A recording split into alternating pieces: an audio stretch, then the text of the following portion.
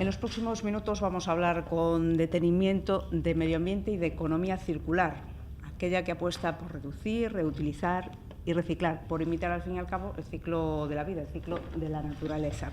Lograr que los residuos de unos acaben convirtiéndose en recursos para otros. Un modelo productivo que debiera tomar el relevo a la actual economía lineal que pasa por producir, consumir y tirar. Bueno, pues para ahondar en este tema contamos con expertos y con emprendedores que hace ya un tiempo apostaron precisamente por este modelo. Vamos por partes y empezamos presentando a Gumersindo Feijóo. Él es doctor en Ingeniería Química, catedrático e investigador del área de Ingeniería Química de la USC y director de departamento. Como investigador ha participado en 7 proyectos de investigación europeos, 3 acciones integradas con Alemania e Israel, 10 proyectos de I+D del Ministerio de Economía y Ciencia y 8 proyectos también de investigación y desarrollo financiados por la Xunta. Ha publicado 101 artículos en revistas internacionales y 2 patentes, entre otros muchos logros. ¿Qué tal, Gumersindo? Bienvenido. Moi bons días, moitas grazas. Bueno, primeiro agradecervos o convite para poder falar da economía circular. Este é o primeiro, aparte que é unha verba ahora moi manida, pero é moi importante que a traduzcamos en cousas que se poidan transferir á nosa sociedade. E eu, nesta primeira intervención, só como 2 pinceladas. O que quería sinalar é que, a economía circular, como tal concepto, hai moito tempo que se coñece, o que pasa que ahora está, digamos, moi de moda, vamos a dicirlo así, porque sinceramente entrou dentro do que é a axenda estratégica da Unión Europea. Isto implica subvencións e logo tamén un efecto dominó a países e comunidades autónomas. Pero é un concepto, obviamente, desde o punto de vista científico-tecnolóxico que data dos anos 80. A segunda cuestión, para min importante, é que isto da economía circular, basicamente, é aplicar unha filosofía do ciclo de vida, e é que temos que evolucionar de que as cousas as compramos, as usamos e as tiramos, a outro modelo no cal as cousas as usamos, logo non as tiramos, intentamos recuperalas, intentamos reparalas, intentamos que sirvan para outras cousas.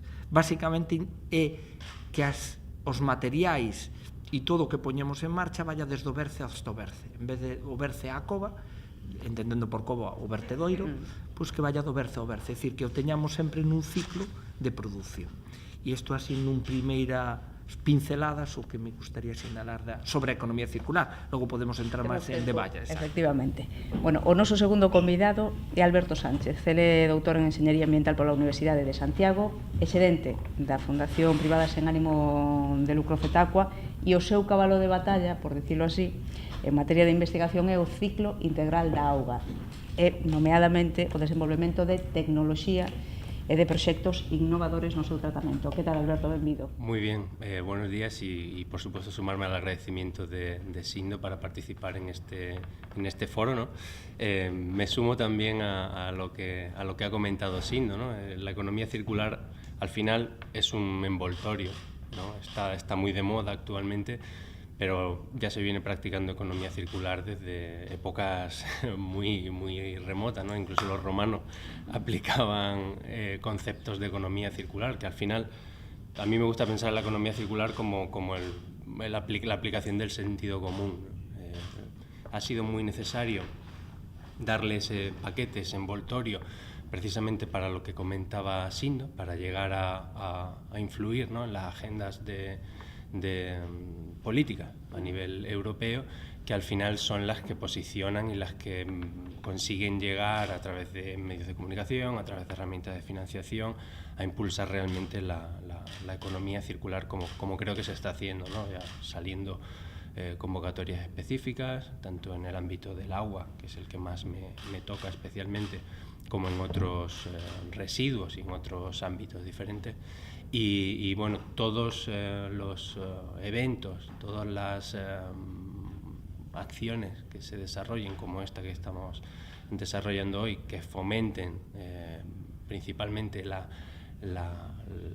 llegada al ciudadano de toda esta innovación o de toda esta nueva política centrada en la economía circular, pues son muy bienvenidas y muy necesarias, porque al final me gusta pensar en la economía circular como un círculo, efectivamente, donde hay diferentes actores. Está la administración, están las industrias, están centros de investigación, pero en el centro tiene que estar el ciudadano siempre, porque bueno, no podemos crecer ilimitadamente, es totalmente inviable el modelo lineal y preferiblemente se debe afrontar el cambio cuando estamos a tiempo, si es que estamos, que yo creo que sí, antes de esperar a que sea demasiado tarde.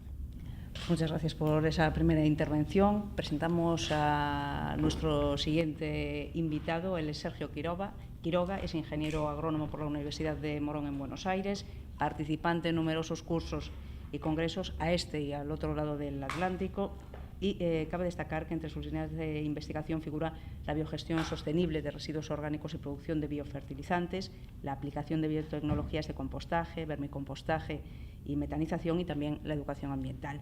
Es el administrador gerente de Ecocelta Galicia. ¿Qué tal? Bienvenido también. Bueno, mucho gusto por estar aquí. La verdad que es una alegría poder participar, especialmente por un tema que, bueno, vengo de Buenos Aires hace 16 años y claro, yo he vivido en un lugar donde se aplicaba la economía circular, pero desde siempre, desde que yo era pequeño, porque ahí se reutilizaba todo. Es decir, había gente que dejaba cosas y ahí a las horas ya desaparecían porque se estaban reutilizando. Entonces la aplicación de la misma forma aquí en Galicia, yo he visto cómo se descartaban ciertos residuos, y aunque Ecocelta se dedica a la valorización de la materia orgánica, utilizamos ciertos residuos que sirven para la estructura de producción, como eran los cajones de pescado que se tiraban en la plaza de pescado. Para nosotros nos venía perfecto para criar las lombrices, y bueno, sacábamos ese residuo todos los días, y tanto de poliespano o de madera, que normalmente iban al vertedero de Pontareas, que no había reciclaje ahí. Entonces, con esa idea nació Ecocelta, de reciclar y valorizar los residuos, tanto la materia orgánica como los que se puedan reutilizar para los sistemas de producción. Entonces, ya aplicamos la economía circular sin ser una moda en aquel momento, ni sin saberlo, la filosofía de la empresa. Con un buen resultado. Sí. Después hablaremos. El último invitado es Xavier Vence. Él é doutor en Economía Aplicada, catedrático de Economía Aplicada na Universidade de Santiago, onde coordina o grupo de investigación ICED, especializado precisamente en economía de innovación, en políticas estratégicas de innovación, desigualdades territoriais e economía de Galicia, en definitiva. Foi director do Instituto Universitario de Estudos e Desenvolvemento de Galicia e formou parte de diversos comités de expertos de organismos internacionais, tamén entre moitos outros méritos e logros. Benvido vos. Moitas gracias polo convite e moitas gracias e parabéns pola iniciativa, non? Porque é certo que, como comentaban anteriormente os compañeiros, o concepto de economía circular é algo que en ámbitos especializados pois non é exactamente novo, pero que si é certo é que neste momento que está collendo un certo pulo e interés na sociedade, eu creo que é necesario a divulgación e a sensibilización de todos os sectores sociais sobre a necesidade de dar un cambio ao modelo productivo que temos, non? É certo que entre nós, en un país como é o noso, como é Galiza, aínda pudemos moitos na nosa vida, os que temos desde logo unha certa idade, convivir con modelos de produción que eran perfectamente circulares, porque non había produción prácticamente de residuos, pero ao mesmo tempo, ao longo da nosa vida, tamén xa pudemos vivir a práctica exterminio desos modelos de economía circular e a sustitución por uns modelos productivos que son moi intensivos en recursos, moi intensivos en enerxía, e que acaban conducindo no noso país e no conxunto do planeta a unha realidade insostible, non? En este momento é necesario ser conscientes de que a sociedade, a humanidade, ten que facer frente a un reto ecolóxico para garantizar as condicións de viabilidade futuro da sociedade humana no planeta, e ten que facer tamén frente a uns retos económicos que este modelo de economía industrial moi intensiva en recursos e en enerxía barata conduciu a un despilfarro enorme de recursos que acaba sendo inviable, tamén económicamente, non? Entón, neste momento, estamos nunha situación na cual, afortunadamente, crece a sensibilidade sobre os límites do modelo industrial despilfarrador o que, no que estuvemos montados nos últimos 200 anos, e que é necesario reconvertir eso nunha dirección realmente sustentable, e o concepto de economía circular eu creo que é un concepto moi potente si se leva, digamos, con rigor, si non se deixa convertido pois nun novo palabro que se consume e se despilfarra en pouco tempo, como pasou co concepto de sustentabilidade, que ao final parece que todo é sustentable. Entón, bueno, eu creo que si levamos en serio o concepto de economía circular, eu creo que temos por diante retos importantes para o país, e para, desde logo, para Europa. Europa parece que o está, polo menos aparentemente, tomando en serio, e creo que sería moi importante que conseguíramos darlle unha volta ao modelo productivo que temos, ao modelo de consumo que temos, porque eu creo que trátase, sobre todo, de pensar en términos de reducción do consumo dos recursos finitos que temos, tanto dos materiales como dos enerxéticos, e non só na reciclaxe. Quer dizer, nos últimos tempos, ao falar de economía circular, despois volveremos seguramente sobre isto, asociase moito o concepto de economía circular a reciclaxe. Eu creo que sería un tremendo error e sería a mellor forma de matar a potencialidade do concepto. Eu creo que o concepto de economía circular ten que empezar por asentar a idea de que o primeiro é reducir o volumen de consumo e sobre todo o volumen de recursos extraídos da terra, o volumen de enerxía consumida, reducir iso, e logo facer todo o posible por reutilizar todo aquelo que en principio acababa sendo desperdicios ao longo dos procesos productivos, reparar e darlle e prolongar a vida dos produtos frente á idea que está dominando nas últimas décadas de consumo compulsivo e rápido de bens que acaban, digamos, levando e convertindo en residuo a produtos que aínda podían ter unha longa vida. Por lo tanto, aí está claro que hai que buscar unha estrategia de prolongar a vida dos bens e dos produtos para que podan durar o máis posible. En ese sentido, a reparación é un concepto clave, e desde logo a idea de que todo acabe en calquer caso como mínimo reciclado, que sería, digamos, a última solución, e desde logo nada tirado de xeito descontrolado no medio ambiente. Pero todo ese cambio é un cambio de modelo productivo que require que as administracións collan isto como unha estrategia prioritaria e que guíe as orientacións en todos os campos. Pero tamén require o compromiso das empresas, require o compromiso tamén de toda a sociedade como consumidores que somos, para mudar tamén o noso patrón de comportamento, de consumo, de utilización do transporte, de consumo de todo tipo de bens, non? Por tanto, temos un reto por diante moi grande, pero eu creo que merece a pena e, sobre todo, é necesario. Eu creo que o problema é que chegou un punto na evolución das cousas que ou mudamos ou senón a sociedade, a humanidade no seu conxunto pon en risco moitos equilibrios no planeta, e iso é necesario tomar consciencia de que hai que corrixilo.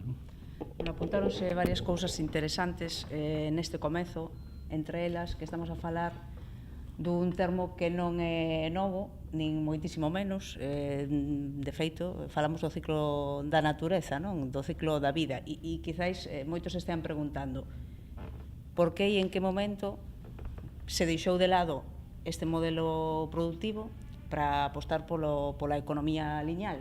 cales eran as súas vantaxes naquel momento, se é que as tiña, que as tería, supoño, cando se aboga por el. Para intentar responder como bo galego a esa pregunta, fago outras 3 e intentamos contestalas. Eu creo que, primeiro, por que é importante a economía circular? Este é o primeiro que eu, se son un consumidor, un ointe, estou sigo os medios de divulgación, os medios de comunicación social, me gustaría, por que isto é importante? A segunda pregunta que me gustaría que me dixeran é quen pode facer economía circular? Xavier adiantaba, tamén o decía Alberto, os actores, non? E cada quen pode actuar. E logo vendría como facela. Por exemplo, Ecocelta é un modelo de como facer eso, non? Entón, brevemente, por que é necesaria a economía circular?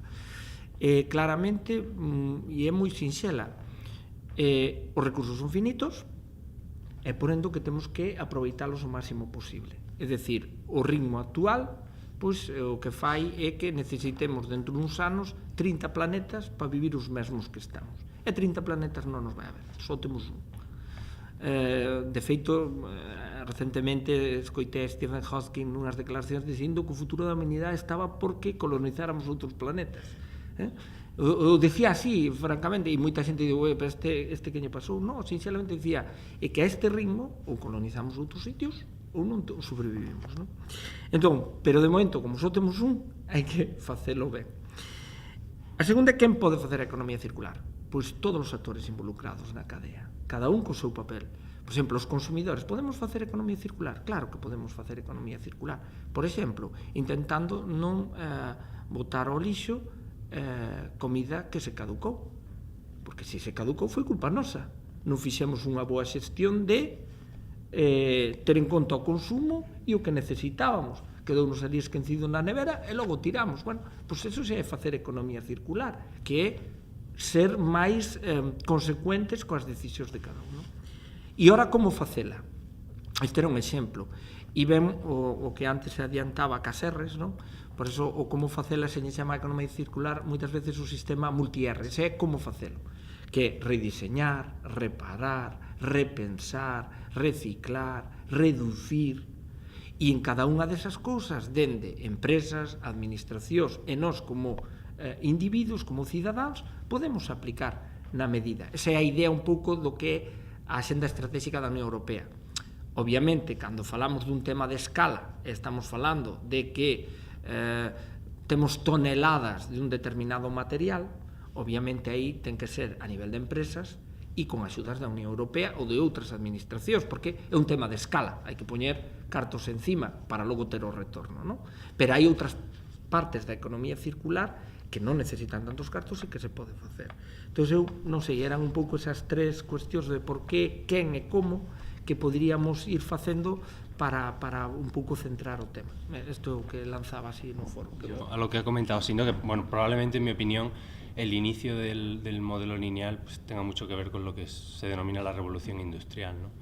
Al final la revolución industrial tuvo lugar cuando tuvo lugar, ahora estamos en otra época, como decía Xavier, espero, confío y lo creo, de verdad, que no va a quedar en un palabra la economía circular, pero por un hecho no político, sino también económico, porque él mismo lo comentaba, es que los números hablan y lo que comentaba Sindo es muy evidente, ¿no? Al fin y al cabo, económicamente tampoco va a ser viable ese modelo. Entonces, va a ser necesaria, en mi opinión, una reindustrialización de los tejidos productivos, y creo que el driver principal de esa reindustrialización será la economía circular, ¿no?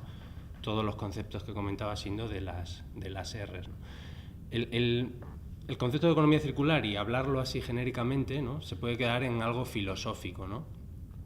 Bueno, pues sí, todo el mundo, las agencias políticas hablan de economía circular, pero ¿cómo se lleva al terreno, ¿no? Nosotros en concreto sí que estamos desarrollando líneas de investigación porque pensamos que la manera de llevarlo al terreno es el desarrollo de metodologías territoriales, ¿vale?, pero que sean replicables.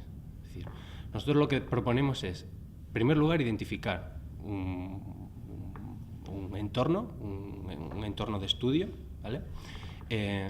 Identificar los actores, empresas, sectores industriales principalmente, ayuntamientos, administraciones con competencias, universidades, centros de innovación que puedan aportar conocimiento, pero principalmente los que juegan el papel en lo que es el tema legal, el tema económico, el tema ambiental y el tema social, ¿vale? Que serían empresas, administraciones.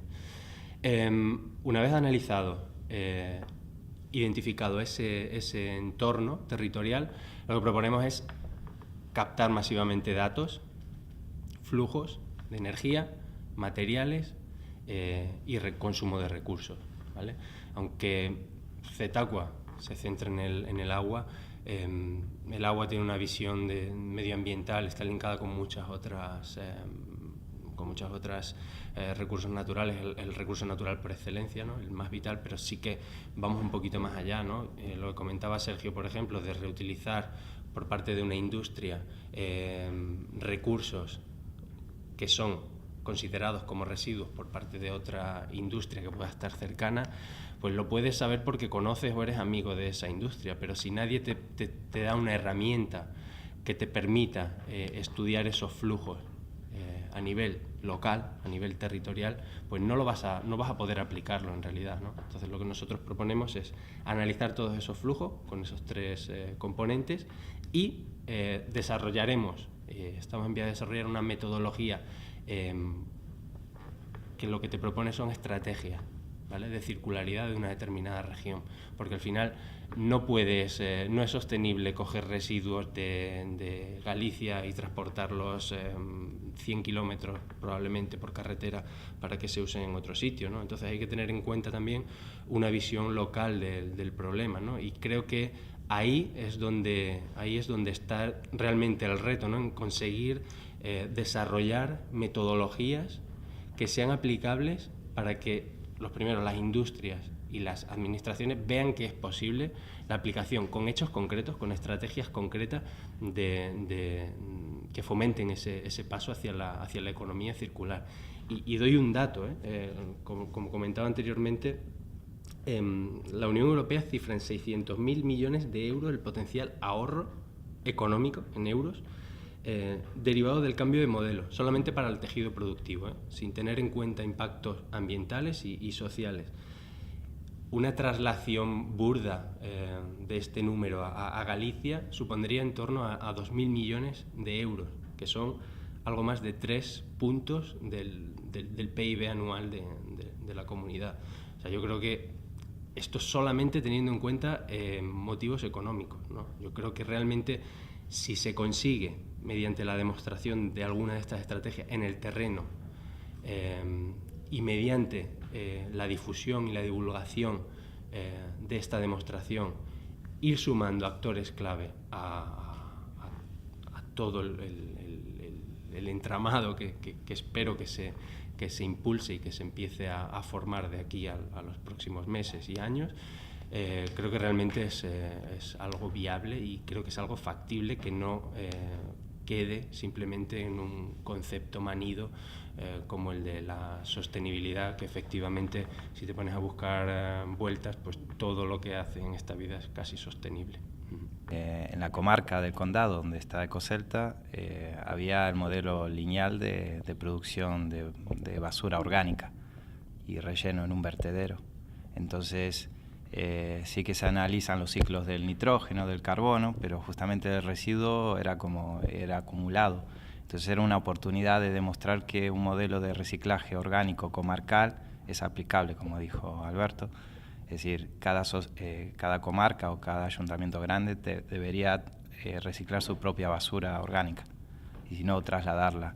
Pero lo que nos damos cuenta los emprendedores es que a veces las normativas son los que bloquean el desarrollo de cualquier emprendimiento, por más bueno que sea. Y nosotros nos hemos encontrado en 14 años con cada normativa que era increíble, porque penaliza a Galicia, porque justamente residuos que se puedan gestionar aquí no se dejan hacerlo de una forma, y es más rentable llevarlo a otra autonomía, cruzar a Castilla y tirarlo ahí. Es decir, con el transporte, con el coste que tiene. Entonces, eso, es decir, si empezamos a aplicar la economía circular en detalles muy chiquititos, que no van a modificar nada, lo ideal sería empezar por las cosas grandes, que son las normativas, que hacen que se ahorraría muchísimo más recursos, porque justamente la normativa puede bloquear cualquier desarrollo, como por ejemplo lo había en el reciclaje de la fracción orgánica de los RCU, que lo pueden hacer solamente 3 plantas, no lo puede hacer nadie. Entonces, ¿qué significa eso? Que si hay otros proyectos para justamente reciclar la fracción orgánica, que es la que genera cada habitante, y no se puede hacer en ningún sitio, solamente en esos 3 sitios que están establecidos en la normativa aquí en Galicia, pues entonces no hay posibilidades de desarrollo, ¿no? Entonces, eso y miles de cosas más, pero que bueno, que después en la charla podemos ver. Antes de vir a este aspecto concreto, que eu creo que é xustamente a clave, a miña resposta final a quen e como pode facer cambios importantes, quixera responderche un pouco ás cuestións que formulabas ao principio, non? Vamos a ver, a cuestión de como chegamos hasta aquí, bueno, eu creo que Sindo xa o dixo e o representante de Tacua tamén o expresou con claridade, non? Eu creo que, por decirlo telegráficamente, obviamente, seguramente merecería pois en sí mesmo un debate monográfico, pero a cuestión para min fundamental é que o problema arranca con un cambio que se dá nas sociedades europeas coa modernidade, donde se parte da idea de que a natureza e o planeta están ao servicio da humanidade, dos seres humanos, e que se pode facer co planeta e ca natureza o que se considere, porque en principio non se considera que as consecuencias podan ter efectos de boomerang ou efectos negativos como consecuencia disso. Entón, esa idea de que se pode dominar o planeta ao gusto e ás necesidades dos seres humanos levou a unha estrategia que o capitalismo apuxo, a levou hasta a última expresión, non? E esa idea de producir canto máis mellor para poder vender canto máis mellor, porque canto máis venta, obviamente máis beneficios, pois puxo en marcha unha maquinaria que acabou sendo moi potente para aumentar a riqueza material, a produción, pero, claro, pouco a pouco, co paso do tempo, década tras décadas, foise vendo que as consecuencias de producir a grandes escalas e cunhas tecnoloxías que cada vez permiten producir con moita máis potencia, acaba tendo consecuencias que o planeta as nota e de rebote notaos a sociedade, notaos a humanidade, e chega un punto en que a potencia tecnolóxica da sociedade moderna é tan grande que as nosas accións, as accións colectivas das nosas sociedades teñen consecuencias moi directas sobre a marcha do ecosistema do planeta, non? Estamos vendo o problema real do cambio climático, estamos vendo o problema de que está pasando nos océanos con un grado de contaminación brutal, con auténticos continentes de plástico no medio dos océanos, temos millóns de toneladas de plásticos que salen todos os anos das nosas casas e das nosas fábricas, temos moitos outros elementos que acaban, digamos, alterando o medio ambiente, sobre todo temos unha contaminación tanto das augas, dos líquidos, como da atmósfera, que está poñendo en risco, digamos, os equilibrios do ecosistema no planeta. Por lo tanto, chegamos hasta aquí como resultado da combinación dun desenvolvemento tecnolóxico moi potente e dun modelo económico que ten a súa lógica centrada en vender, e, por lo tanto, producir canto máis mellor, e que levou aos seres humanos tamén a convertirnos en consumidores compulsivos de canto máis consumimos, parece que mellor vivimos e mellor é a calidade de vida que temos. Por lo tanto, ese círculo é un círculo que acaba tendo unhas consecuencias, digamos, que o que a economía circular intenta devolverlle algo de sentido común ao que facemos os humanos no noso planeta, non?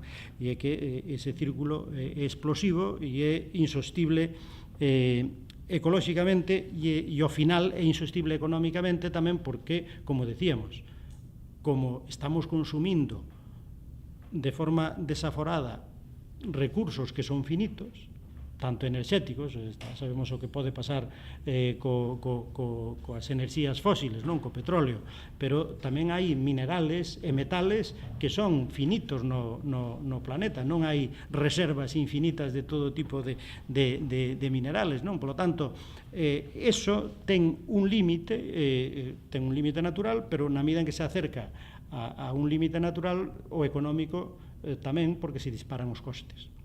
Entón, neste momento, o que vemos tamén é que hai un coste crecente de moitos dos inputs básicos aos que estábamos afeitos até hai pouco que foran moi baratos. O do petróleo é un exemplo. O petróleo até os anos 70, claro, era un recurso absolutamente tirado de precio.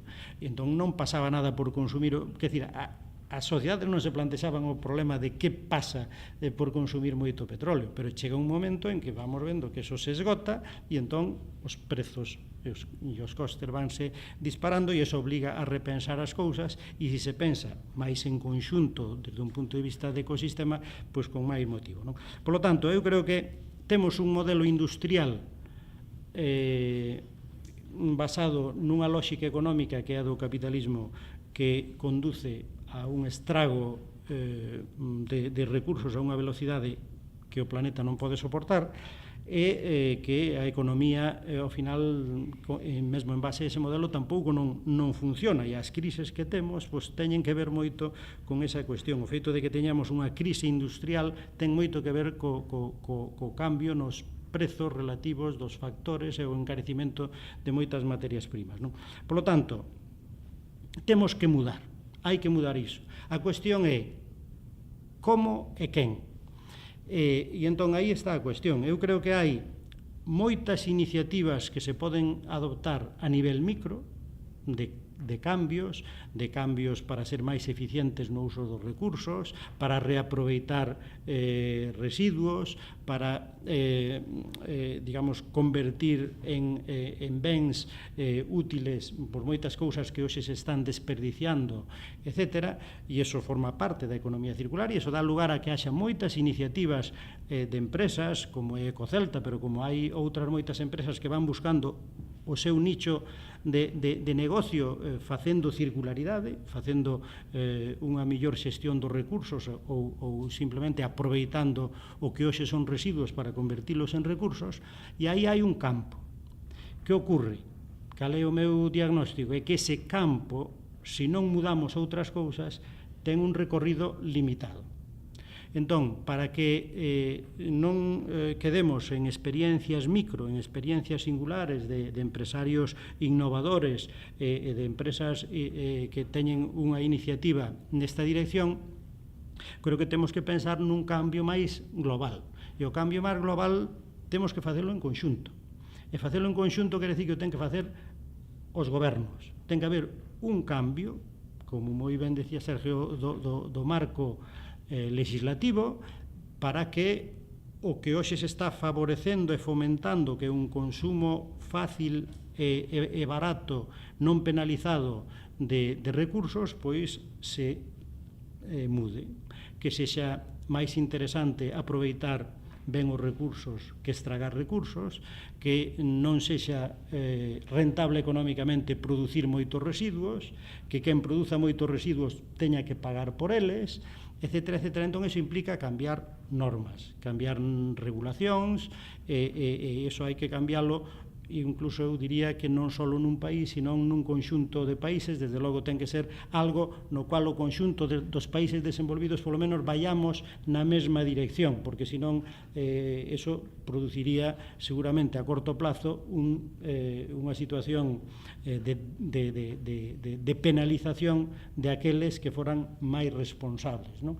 Entón ten que haber acordos internacionales que vayan nesa dirección. No marco da Unión Europea ten que haber acordos e empeza a haberlos nesa dirección. dirección, por exemplo, no tema do cambio climático e con todo o que vende aí o Acordo de París, pois foi un acordo importante na boa dirección, pero sabemos que está un pouco en solfa, porque non todos os países o comparten, e agora Estados Unidos, que en principio asinou, pois parece que non vai ratificar o acordo porque Trump non está nesa dirección. Entón, eu creo que ten que haber un cambio de conxunto que afecte a legislación sobre o sistema productivo, sobre a enerxía, sobre o consumo, etc.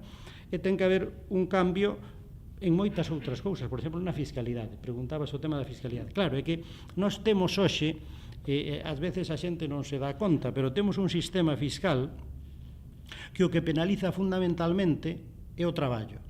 O que penaliza, polo tanto, é a utilización do factor traballo, que é o máis claramente circular. E, en cambio, non se penaliza o uso e o estrago de recursos, salvo no caso dos hidrocarburos, que hai un imposto grande ao consumo de hidrocarburos. No resto dos minerales e do resto dos produtos naturales non hai un sistema impositivo que realmente obligue a ser moi responsable no consumo de ese tipo de recursos naturais. Por lo tanto, hai que ir a un sistema fiscal que penalice o consumo e o estrago de recursos naturais e que favoreza, en cambio, a realización de servicios. Por exemplo, poño isto con un exemplo moi concreto. Por que cando imos a calquer taller de reparación de coches, de móviles, de ordenadores, de calquer aparato eléctrico que teñamos na casa ou calquer electrodoméstico, sempre nos din, mira, eche máis barato comprar un novo que reparar iso que tes. E ás veces choca ca lógica de todo o mundo, pero se apenas ten un fallo en unha peza, apenas lle falta un componente, apenas, e dices, como é posible que sexa máis barato comprar un aparello novo que arranxar, que reparar o que temos? Bueno, pois iso ten moito que ver coa cuestión fiscal, entre outras cousas.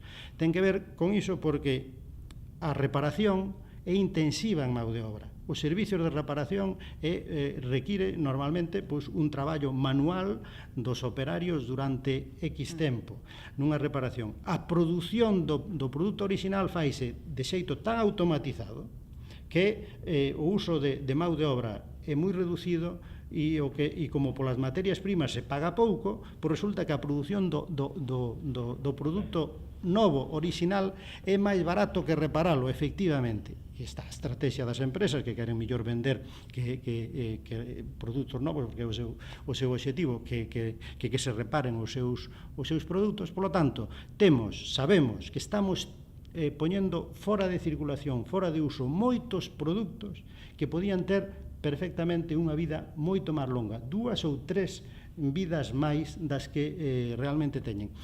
E unha das razóns, non é a única, pero unha das razóns polas que parece pouco económico facelo é pola cuestión fiscal, porque a fiscalidade dos servizos, a fiscalidade sobre a reparación, tería que ser completamente diferente, tería que primarse os servicios de reparación, ter outra fiscalidade sobre o traballo nese tipo de industrias, de actividades, e en cambio debería haber unha penalización maior polo uso da materia prima que hoxe non hai. Entón, está claro, con isto o que quero decir, por sintetizar, que un cambio de modelo da economía lineal estragadora de recursos que temos na actualidade a un modelo de economía circular pódese facer con pequenos parches, con iniciativas micro que son moi loables, pero para facer un cambio en profundidade hai que mudar o marco normativo e o marco fiscal, que só o pode cambiar os gobernos e teñen que ser apostas dos gobernos, e xa digo, non só dun goberno, dun país individualmente, sino incluso de un conxunto de países. Os países desenvolvidos deberían actuar, digamos, na mesma dirección para que ese cambio de modelo productivo e, polo tanto, tamén de modelo de consumo se produza de verdade. Arturo. Pregúntome se sería preciso tamén un compromiso maior da sociedade, é dicir, a economía circular ten que chegar e ten que concienciar as familias. Como sería iso posible? Como podemos facer chegar o modelo de economía circular ás familias para que tamén se involucren neste proceso tan necesario, non? As persoas, os cidadáns en xeral, pódese, digamos, incentivar un cambio de patrón de consumo cara a nunha dirección máis responsable, nunha dirección máis economizadora de recursos e menos despilfarradora, con discursos, con unha transmisión adecuada de mensaxes, con sensibilización, etcétera, etcétera, etcétera. Pero iso ten un recorrido limitado. Estamos nunha economía que funciona fundamentalmente en base a prezos, e as decisións de consumo das persoas van estar determinadas fundamentalmente polos prezos dos bens e dos servizos.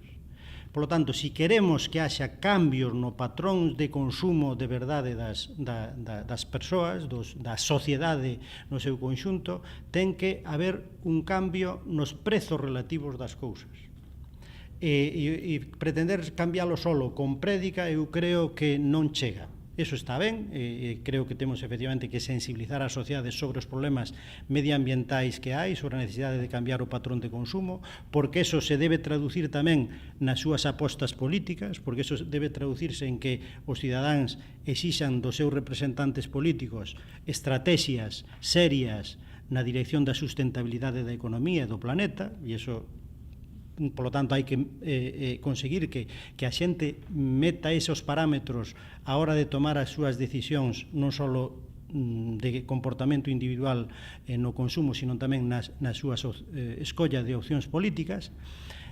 Pero a materialización dun cambio das condicións para favorecer a reducción do despilfarro na produción e consumo, camiñar cara a un modelo productivo de economía circular, require cambiar os precios relativos, e iso só se pode facer desde as decisións dos gobernos, cambiando legislación, cambiando normas e cambiando o sistema fiscal, con incentivos para aquelo que signifique camiñar na economía circular e con penalizacións para aquelo que signifique estrago de recursos e contaminación.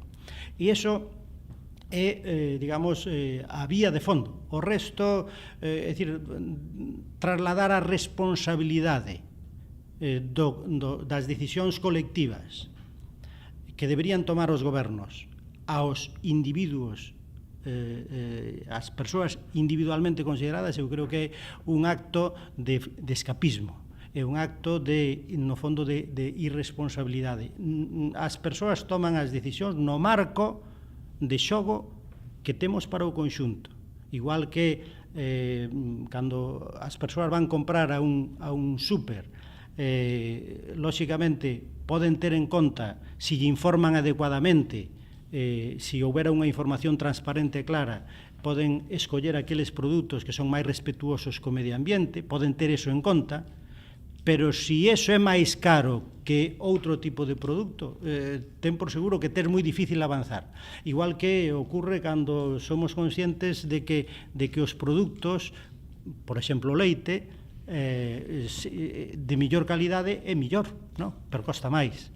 Pero hai xente que ten que consumir e que consume e escolle en base ao precio porque ten un presuposto que xestionar moi limitado. Por lo tanto, non basta con que lle informes que a mellor calidade está no precio do leite máis caro. Se é posible que teñan nos andeis leite queimado, porque o que é o leite uperizado é leite onde se lle destrue a maior parte da súa composición biolóxica que ten, ou prácticamente toda, bueno, pois vemos que moitas persoas, a maioría das persoas e das familias van a coller o leite da peor calidad porque é o máis barato. Por lo tanto, ese criterio de escolla é algo que é o que hai que alterar, e hai que alteralo para este tipo de cousas e, desde logo, para a cuestión medioambiental. O sistema público ten que conseguir que os prezos dos bens sostibles producidos con criterios de economía circular sexan iguales ou máis baratos que os prezos producidos en base á economía lineal despilfarradora de recursos e de enerxía. Quere dicir vostede entón que a aposta da economía circular iría da man dunhas determinadas opcións políticas quizáis que apostan polo intervencionismo, como vostede acaba de dicir, do Estado na economía, un maior intervencionismo do Estado na economía? Unha diferente intervención. Hoxe, intervención do Estado na economía haina en todos os países e practica a dereita, a esquerda, o centro, a extrema dereita e a extrema esquerda. Todo o mundo que xestiona o público intervén na economía. Estados Unidos, o Estado intervén na economía, no Reino Unido tamén, en Alemania, en Rusia, en España e, desde logo, en China. A intervención na economía haina en todos os países. A cuestión é que orientación se lle dá a iso. E iso é algo que, obviamente, hai opcións políticas, pero eu diría que casi vai por cambios de culturas políticas que en parte son por países, donde este tipo de valores empezan a ser moi transversales.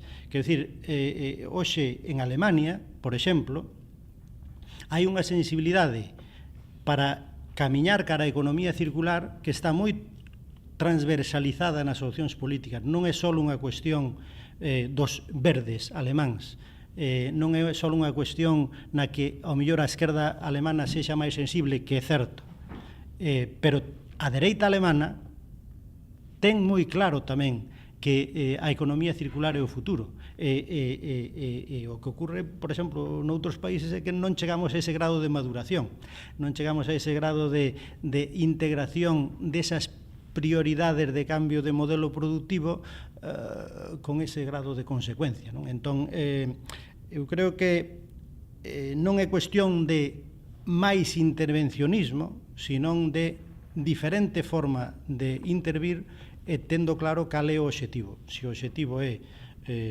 resolver un problema que temos como país e que temos como humanidade de conseguir que o planeta sexa habitable de xeito indefinido para que non teñamos como única solución a de Stephen Hawking de marcharnos a outro planeta, está claro que todos os seres humanos, sexa cal sexa a ideoloxía, deberían estar interesados en unha opción que preserve, digamos, os equilibrios básicos do planeta.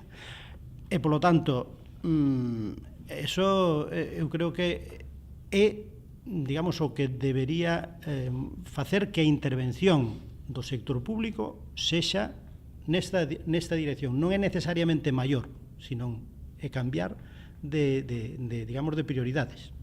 A economía circular ven para quedarse. Isto non hai duda.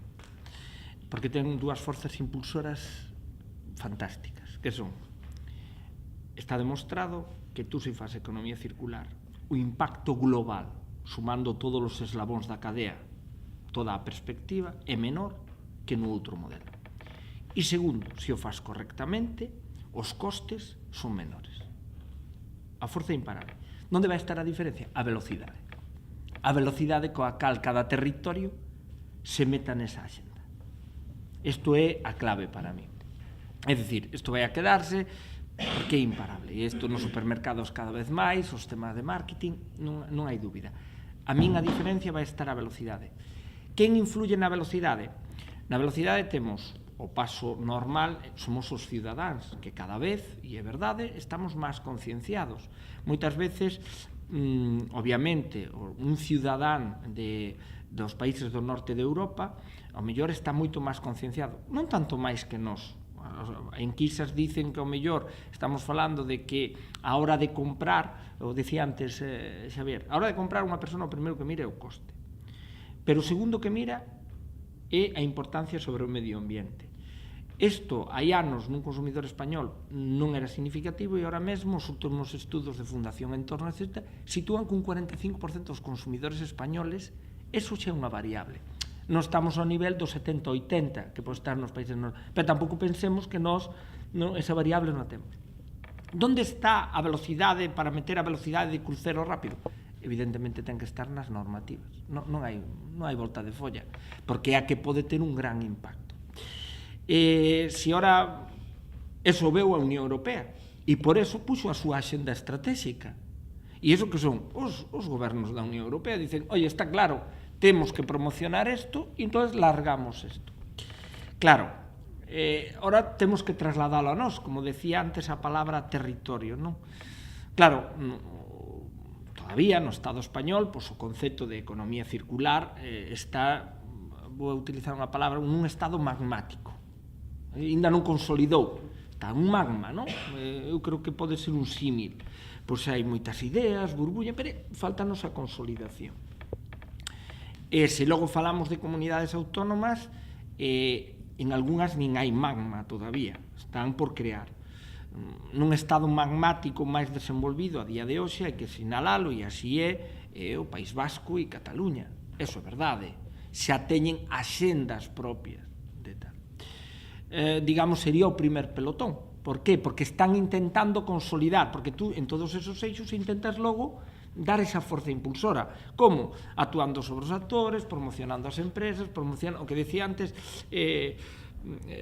Sergio, claramente, a mí me cambian a normativa, un residuo A, en vez de estar na lista, vamos a chamar un, pasa á lista 2, e eu xa podo empezar a facer moitas cousas con el, pero mentre este na lista 1, é intocable, non?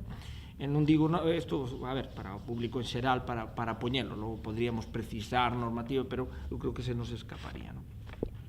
Logo está un siguiente pelotón que, digamos, estamos preocupados, aparecen nos discursos, pero nos falta a axenda.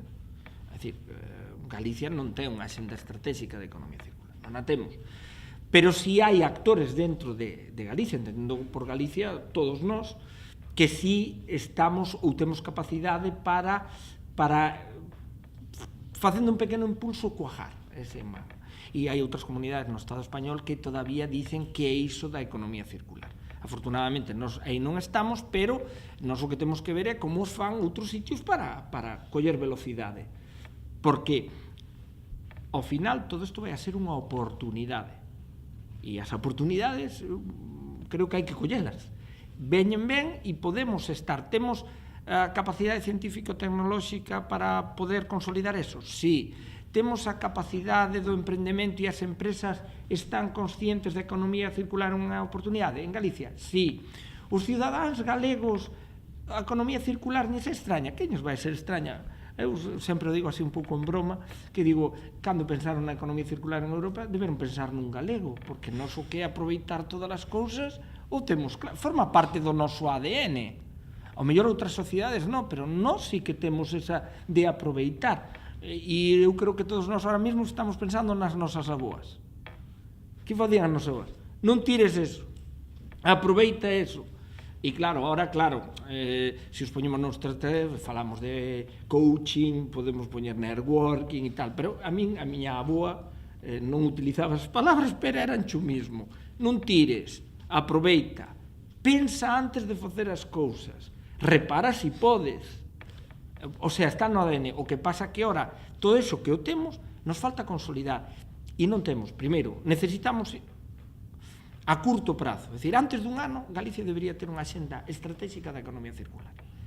Isto, para min, é clave. É o elemento pivote, donde a partir de aí, ao tú poñer os eixos, logo pode vir con un efecto paraguas as demais normativas que desenvolvan. Pero tú tens que poñer os eixos claros. Porque se tú non pos eso, e podemos empregar a da Unión Europea, por suposto, o que pasa que lo temos a adaptar ao noso territorio, non? E ver, pois, ao mellor, no tema da auga, pois estamos máis avanzados, e poñémola a poñer como un eixo, home, todos ao mesmo tempo non somos capaces, pero, oye, esa axenda se fai para 3-4 anos, logo se recapacita, facemos para outra. Eu creo que Galicia ten unha boa oportunidade, e temos que collela, e se non a collemos, logo vamos a ter que facer igual, isto é imparable. O que pasa é que ir a remolque a veces é difícil, non? Así unha opinión dos tan magmáticos no que eu vexo a economía circular ahora. Alberto. Matizando algo con lo que no acabo de estar totalmente de acuerdo, ¿no?, sobre el tema de la responsabilidad. Desde el punto de vista de la innovación, yo asumo como una responsabilidad de los entes que se dedican a la innovación, y así lo concibo que debe ser la labor de Zetaqua, el no esperar, digamos, a tener un marco o un paraguas legislativo o global a nivel de políticas que favorezca el paso hacia esa economía circular. Y lo digo en un sentido muy claro, ¿no? No abordamos los proyectos desde el punto de vista de la investigación básica, nos asociamos con la universidad para ello, sino que creo que la innovación debe estar enfocada también hacia demostrar a quienes tienen que tomar esas decisiones que efectivamente a nivel concreto, a nivel de iniciativa concreta, a nivel de tecnología, incluso de desarrollo de servicio también, que vaya a llegar al mercado, demostrarle que a nivel de impacto ambiental, a nivel de impacto social, a nivel de impacto económico, es viable. Es decir, le tenemos que enseñar a quienes tienen que tomar ese tipo de decisiones. Y ese rol es un rol que debe asumir como responsabilidad propia la innovación y las empresas que apuestan por la innovación. Hay conceptos como el que comentaba anteriormente Sergio, que actualmente se utilizan modelos, y lo llevo a un ejemplo muy concreto, que en Murcia puede ser la reutilización de agua, que por cierto, en Galicia existe la cultura de que el agua sobra, y yo no soy de aquí y siempre me llamó mucho la atención. Desde hace 10 años que llegué hasta hoy. Solamente ahora este año parece ser que la gente está tomando un poco de conciencia realmente de que no es algo tan baladí el tema del agua, ni en Galicia. Lo que pasa con el agua en Murcia desde hace tiempo, pues mira, aquí por ejemplo con lo que comentaba Sergio, es el tema de los residuos sólidos orgánicos, ¿no?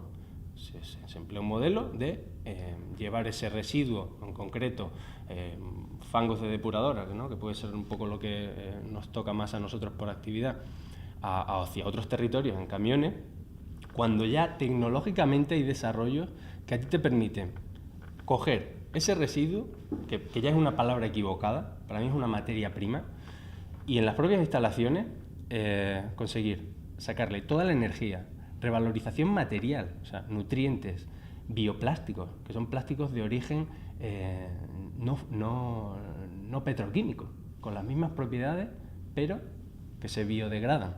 Eso es una realidad. La gente tiene que saber que a nivel tecnológico es una realidad, o sea, no es una quimera, ¿no? Lo que tenemos que hacer es demostrárselo a la administración, darle datos económicos, darle datos de impacto ambiental y decirle, mire, el papel de la innovación es este, y eso es lo que hemos conseguido. A partir de ahí tomen decisiones, ¿no? Y efectivamente en Galicia, a nivel de innovación, es una región en este sentido, como se comentaba el caso de Cataluña y de País Vasco, pero conozco un poco cómo funciona la innovación a nivel autonómico. La estrategia de especialización inteligente de Galicia es de las más avanzadas a nivel nacional. Entonces, en ese sentido sí que hay un marco que te permita fomentar por parte de los centros de investigación y por parte de las empresas todo este tipo de tareas que, bajo mi punto de vista, sí que son responsabilidad nuestra, ¿no? El sentido de educar a quien tiene que tomar y acompañar a quien tiene que tomar esas decisiones y enseñarle que efectivamente son viables, ¿no? Al final tienes que ser como yo veo así la innovación, es un martillo pilón, y el martillo pilón tiene que dar pum, pum, pum, pum, pum en todos los ámbitos, desde el punto de vista de la difusión al ciudadano, desde el punto de vista de la demostración a la empresa y a la administración, y creo que ahí es donde hay un reto, pero lo limito a mi campo de actuación, ¿no? que no es el político. Y sí que intentamos, en ese sentido, cuando presentamos una propuesta, como es, por ejemplo, este tema que comentaba de la biorefinería, ¿no?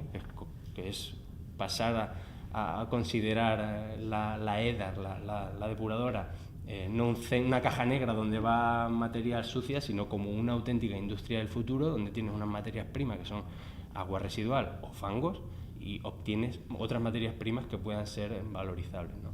Este proyecto de biorefinería pues cuenta con el apoyo y con el interés, por ejemplo, de la Xunta de Galicia o de empresas que al final se dedican o que son las que tienen que dedicarse realmente a impulsar este tema, como pueda ser Viacua, y que realmente, o sea, Sindo lo conoce bien, a nivel de demostración tecnológica ya es una realidad. Simplemente falta demostrarlo a nivel más de escala mayor y hacer números, ¿no? Y yo creo que ahí es donde hay que implicar a esos agentes desde el minuto cero. Y sí que asumo, pongo el matiz a lo que comentaba Xavier, que asumo que esa responsabilidad sí que debe ser adquirida por parte de los centros de investigación, en este caso. Ya que hablabas de innovación, yo quería preguntarle a Sergio, ¿y cuál es el precio de innovar? ¿Cuál es el precio de la innovación? Yo anoté algunas cosas porque, claro, a mí me toca el ejemplo ya de estar en el campo de batalla, ¿no?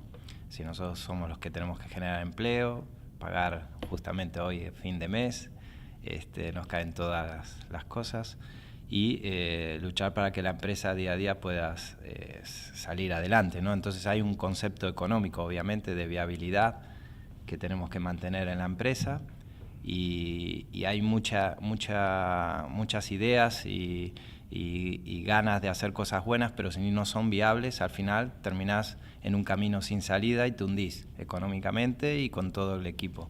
Entonces, en estos 14 años hemos pasado por todo. Y lo que llevamos ahora, gracias digamos, al tiempo, podemos decir que hemos sobrevivido. Entonces, coste personal del emprendedor, muchísimo. Es decir, no vamos a decir que soy un emprendedor quemado ya, pero es decir, cuesta muchísimo emprender, te encontrás con muchas trabas de todo tipo, y obviamente que si empezás con un emprendimiento pequeño, te encontrás que podés circular hasta un límite que es cuando ya empezás a molestar a los grandes, por llamarlo así, ¿no? Entonces hasta ahí podés crecer sin problemas. Después ya cuando te metes en competición con grandes, ya empiezan a aparecer problemas más grandes. Entonces eso es un coste bastante elevado para un emprendedor.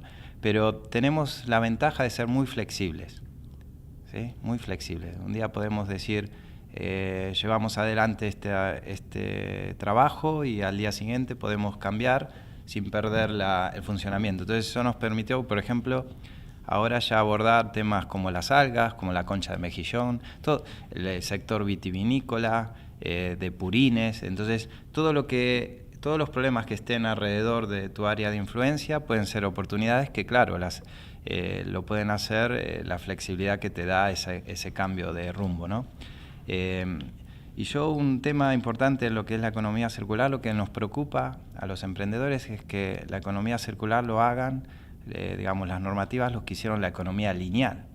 Porque si las normas las ponen las mismas empresas o los organismos que venían apostando por la economía lineal, poco futuro. Entonces tienen que ver quién estaban haciendo la economía circular desde hace tiempo y utilizarlos como consejeros si funcionaba en sus sociedades, que se pongan en marcha. ¿Por qué? Porque un caso muy concreto lo veo con la energía.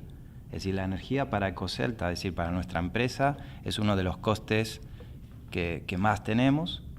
Y claro, si nosotros queremos producir nuestra propia energía y podemos hacerla a través de nuestros residuos, tenemos que pagar más que si la consumimos. Es decir, es increíble. Y yo creo que a nivel de ciudadano, como la pregunta que nos hacían, es decir, si a un ciudadano le das la oportunidad de tener tu propia energía y tener un panel solar y crearte tu energía, pues lo hacemos todos porque estamos ahorrando. Pero si lo ponemos el panel solar y tenemos que pagar más de que si lo estamos consumiendo de la red, pues no lo hacemos, por más sostenibles y ambientalmente. Entonces, eso es clave. Si en la energía ya tenemos la primera traba, que es una de las materias, digamos, de los insumos que más se consumen en una empresa, pues entonces, ¿qué nos quedaría para lo demás? Entonces, entre nosotros los emprendedores decimos, bueno, porque hay intereses que no nos creamos la propia energía, ¿no? Y entonces, al final esos son los puntos que nos interesan, saber qué va a pasar, si la economía circular realmente la van a dejar fluir naturalmente como es, porque es muy sencilla. Entonces, cada empresa puede hacer economía circular y ahorrarse muchísimo dinero, ¿sí? Yo, si por ejemplo quiero reciclar una maquinaria que sirve para cribar o lo que sea, hay muchísima maquinaria y la tiran como chatarra. Pero el problema es que si uno la quiere poner en funcionamiento, tiene que cumplir unas normativas de seguridad, de no sé qué, y no la puedes usar, porque al final es más caro que comprar la nueva, como decía Javier, ¿no? Y estamos hablando de maquinaria que está en un desguace, tirada, y que se puede darle una segunda y una tercera vida, y que viene de países más desarrollados que ya la usan un número de horas y la tiran. Entonces, en principio, creo que hay mucho por hacer, pero llegamos al mismo tema, ¿no? Que nos dejen hacerlo. Ese sería, que nos dejen hacerlo. Podo decir algo sobre isto, é que hai cuestións que son moi importantes. Nas intervencións todas anteriores saliron moitas cousas, pero quero enlazar directamente con esta última que comentaba Sergio, da cuestión da enerxía e da regulación sobre un sector tan importante como é o enerxético, non? Efectivamente, por que en Galicia, que temos potencial para producir enerxías renovables de moitas fontes, non só a eólica, sino a endomotriz e outro tipo de fontes de enerxía renovable, temos a que ven de vello xa, que a hidráulica, etc. Por que, en cambio, non temos un precio que discrimine o feito de que teñamos ese potencial productivo en proximidade? Transportar a enerxía a distancia é moi costoso, porque non só hai que ter as infraestructuras, como son as redes de alta tensión, sino que a enerxía disípase polo camiño. Por exemplo, un kilovatio hora que queremos transportar desde o Ézaro até Barcelona, pois perde aproximadamente un 30% do seu valor polo camiño, non? E en cambio, o precio en destino é exactamente o mesmo que se consume en proximidade. Claro, desde unha perspectiva de economía circular, dunha economía onde tratas de economizar os recursos, reducir os despilfarros, etc., tú tiñas que favorecer o consumo en proximidade desa enerxía.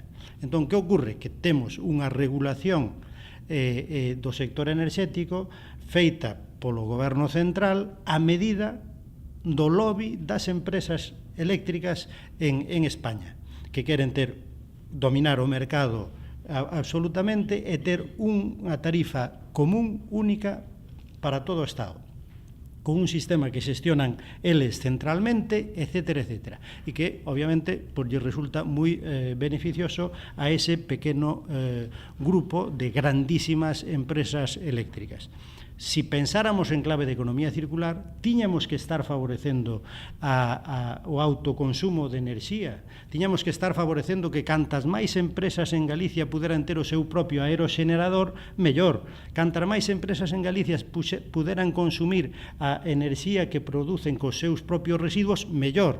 Tiñamos que estar facendo que os fogares puderan ter tamén as granxas, etc., que puderan ter capacidade para producir enerxía propia, consumila propia sin ter que comprar as grandes empresas. Que ocorre? Que a regulación establece que hai que meter todo o que se produza na rede e, ademais, con autorización previa por parte do sistema. Por lo tanto, esa é unha das cuestións claves cando falábamos da regulación. Non é que teña que haber máis regulación para que haxe economía circular. O que temos é que, justamente, en parte, reducila ou, sobre todo, cambiar o sentido. En vez de ter unha regulación ao servicio das grandes compañías, ter unha regulación ao servicio do conxunto do tecido empresarial e do conxunto da ciudadanía nese tema. Eu creo que é un exemplo perfecto e clarísimo. E despois aproveito tamén outra cuestión e non me quero tampouco monopolizar o micro, pero aproveito para decir unha cuestión. Antes dixo unha palabra para min clave, Sindo, que estamos diante dunha oportunidade. Eu tamén a sintetizo así, eu creo que estamos diante dunha necesidade ecolóxica de camiñar cara a economía circular para evitar a catástrofe ecolóxica do planeta, pero estamos tamén diante dunha oportunidade económica. E nese sentido coincido totalmente con el, que canto antes poñamos a andar esa estrategia, que sexan os primeiros en abrir esa senda da economía circular, mellor desde o punto de vista productivo e desde o punto de vista da súa competitividade. Os países que lideren o novo modelo baseado na economía circular, os territorios que lideren o novo modelo baseado na economía circular terán unha vantaxe competitiva enorme de cara ao futuro. Alemania ten unhas factores de competitividade enormes que veñen acumuladas da súa historia. Pero un dos factores de competitividade que ten Alemania nas últimas décadas en este momento é que das economías e das industrias que antes dou pasos na dirección da sustentabilidade e incorporar criterios medioambientales no diseño dos produtos, dos procesos, etc. etc. Por lo tanto, por iso é hoxe a economía productiva máis potente do mundo despois de China, en términos de producción, de industria. China, que ás veces temos unha idea distorsionada do que ali acontece, ten incorporado no seu plan quinquenal o concepto de economía circular desde 2004, cando aquí non se falaba para nada de economía circular.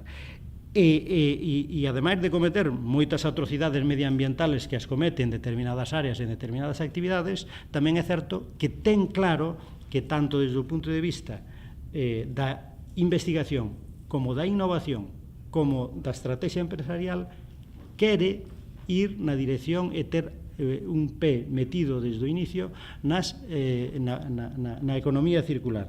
Por lo tanto, nós temos aí unha oportunidade. Eu coincido con Sindo de novo tamén en que non deberíamos desaproveitar o tempo. Como a nivel de Galicia, eu creo que tiñamos que aspirar a estar no pelotón de cabeza da economía circular. E para iso hai que poñerse as pilas, o goberno autónomo ten que poñerse as pilas, elaborar canto antes esa estrategia de economía circular, e os nosos concellos tamén, porque a nivel de concellos hai moito que facer para a economía circular, porque en particular os concellos xestionan a maior parte dos residuos que se producen nos fogares e nas actividades económicas, non? Por lo tanto, temos que poñer na xenda das administracións públicas do país a cuestión da economía circular de xeito clave. E iso tirará das empresas, porque claro, hai un cambio que se está dando en moitas empresas, en particular, por exemplo, na cuestión da xestión da auga e noutras,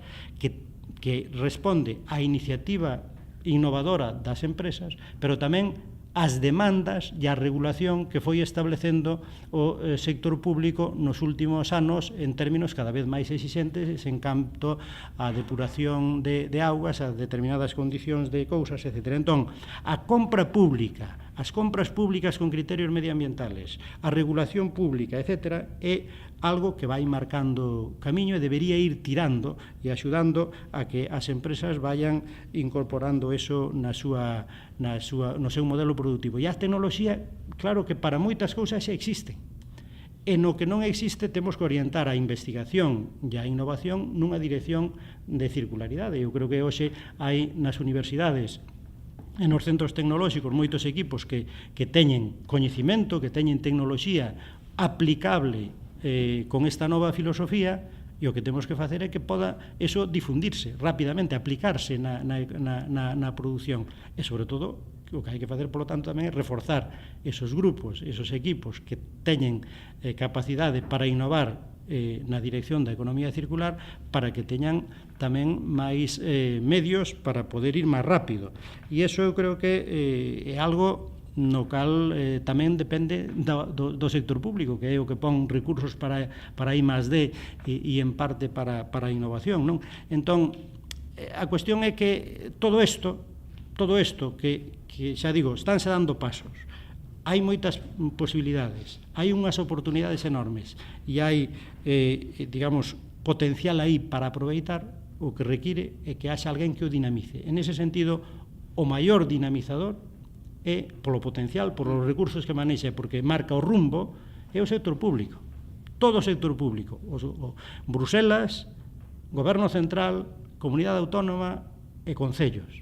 Todos eles teñen un papel moi importante que xogar e para iso, claro, teñen que ter claros os obxectivos, claros os instrumentos, e iso implica ter unha folla de ruta, ter unha estrategia clara e definida, que neste momento, xa digo, como ben dicía Sindo tamén, está aínda en panos, non está feita, e é importante que madure canto antes, porque do noso máximo interés para poder crear industria ao redor da economía circular, para poder crear empregos, polo tanto, de futuro, camiñar nesa dirección canto antes, non esperar a ver que van facendo en outro sitio para despois ver se somos capaces de copiar algo, e mira que ben o están facendo en non sei que rexión de Alemania, non sei en que cidade de Holanda, ou non sei se en París, ou non sei se en Ámsterdam. Non, temos recursos, temos capacidade, temos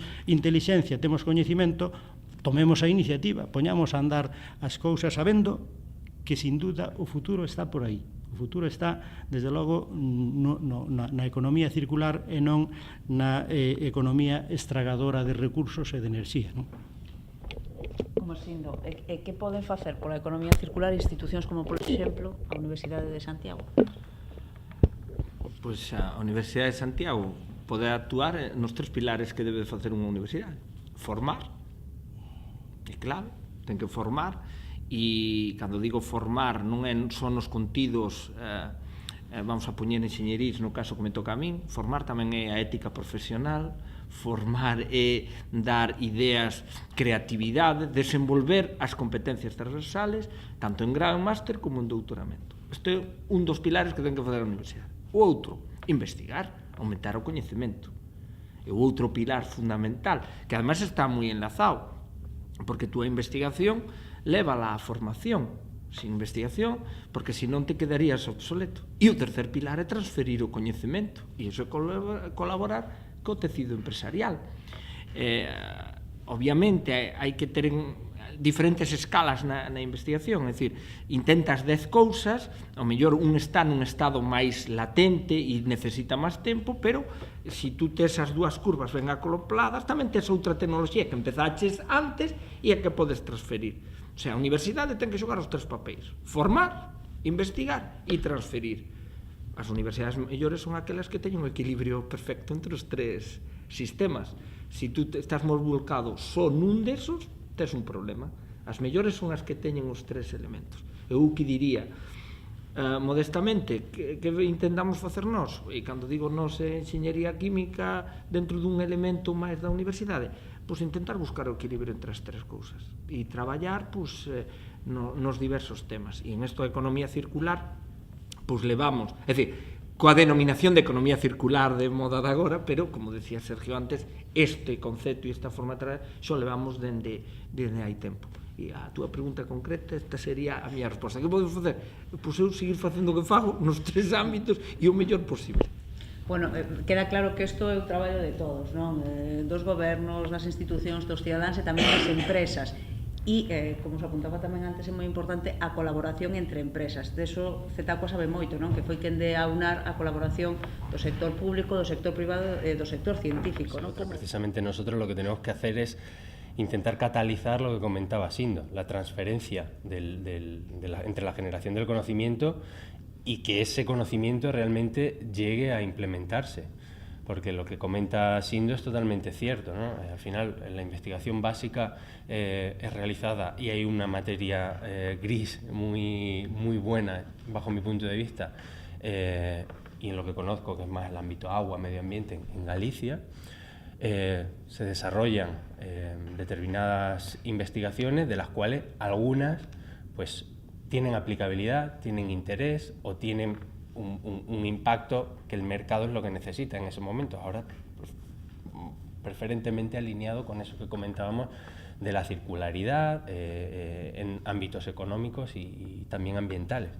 En ese sentido, nosotros tenemos que ser el ente que asegure la demostración de esas soluciones en entornos reales, a una escala representativa, involucrando o teniendo en consideración no solamente la viabilidad técnica, que ya, como comentaba anteriormente, pues ya trae el sello de garantía de la universidad y es un sello de garantía pues muy potente, pero también dándole esa información económica y ambiental de que efectivamente pues eso es algo que es mejor que lo que ya existe actualmente en términos, como he comentado, económicos y en términos ambientales. En términos económicos, al final, siendo sincero y alineado con lo que comentaban anteriormente, la economía circular será una realidad por eso, precisamente. O sea, yo no voy a llamar a engaño, ¿no? Y en términos económicos es algo que sí que le va a entrar muy bien al sector privado y que le está entrando, ¿no? Hay empresas, yo conozco iniciativas de proyectos que estamos desarrollando concretos con empresas fuera de Galicia y aquí en Galicia, principalmente con la empresa Viacua, de que son firmes defensores de la implantación de esas innovaciones precisamente por este tema, ¿no? Porque ven un impacto positivo desde el punto de vista económico y el punto de vista ambiental, ¿no? Al final nuestros proyectos de investigación deben ser proyectos demostrativos y desarrolladores de esas soluciones que cuando acabe el proyecto esa solución pueda ser transferida al mercado. Y el mercado es usuario final, que puede ser industria, como comentaba también Xavier, principalmente la administración. Quiero comentar aquí que hay herramientas que son muy desconocidas a día de hoy, pero que se están potenciando y me alegra que haya comentado el tema de la contratación pública, ¿no? Porque estamos acostumbrados a unos modelos de contratación pública y actualmente hay modelos de contratación pública innovadores que precisamente fomentan o premian, digamos, que esa solución que se va a implementar para responder a un reto real de la administración, ya sea a nivel de concello o ya sea a nivel de gobierno autonómico, pues se afronten con soluciones que están próximas a mercado y que son fruto de la investigación, de años de investigación de la universidad, de centros tecnológicos. ¿Qué conseguimos con esto? Conseguimos poner en el mercado tecnologías más eficientes, más sostenibles desde el punto de vista económico y ambiental, y además estamos impulsando la innovación a nivel territorial. Entonces, yo creo que son fórmulas que la gente no conoce, que sí que se están impulsando a día de hoy. De hecho, ya hay varios procesos abiertos. También en ese sentido, en Galicia es más conocida por el ámbito sanitario, ¿no? Es una referencia, pero en el ámbito medioambiental también se está empezando a mover el tema y creo que nuestra labor, como comentaba anteriormente y por resumir, me quedo con la imagen del martillo, ¿no? Seguir siendo ese martillo. Al final, tanto la universidad como nosotros ganaremos de una simbiosis que consiga que todo lo que ellos hacen, o la mayor parte, consigue llegar a implementarse en el mercado y ser usado. Quería comentar unha cuestión que se nos pasou ou estuvo solo de rondón en algún aspecto nesta charla e que eu creo que é moi importante na idea de economía circular tamén, ademais de todo o que falamos, é a cuestión da proximidade. Hai un dos problemas gordos desde o punto de vista medioambiental é xustamente os costes enerxéticos e a contaminación derivada do transporte. A idea do consumo global, das cadeas globales, ten un grande impacto medioambiental. Quer dizer, eso de mover un produto de Europa a China para complementar non sei que parte do proceso, e despois devolvelo outra vez a Europa, etcétera, etcétera, iso ten un coste pero sobre todo ten un efecto medioambiental enorme, porque non, eso é o conxunto das cadeas industriais hoxe están en boa medida derivando a un modelo dese tipo. E eu creo que a circularidade enfatiza os ciclos cortos de produción-consumo. É dicir, se podemos producir e consumir en proximidade, estamos conseguindo moitas cousas. Estamos conseguindo xenerar riqueza e consumir producindo riqueza no entorno, pero que, por tanto, creando emprego, etcétera, pero estamos evitando o transporte, a circulación innecesaria dos produtos e das mercancías. Entón, na medida do posible, nas estrategias de economía circular, unha das cousas que se incorpora é a idea de favorecer os ciclos cortos de produción-consumo. E iso, por exemplo, para un país como Galicia é moi importante. Para sectores claves da nosa economía é tremendamente importante. No sector primario, por exemplo, que hoxe resulta que vas a un supermercado e resulta que te encontras auga nos andeis, que miras de onde ven e resulta que ven de Andalucía ou ven de Valencia, aparentemente de territorio onde hai escasez de auga, ou ven de non se sabe onde, e resulta que non encontras auga galega, non?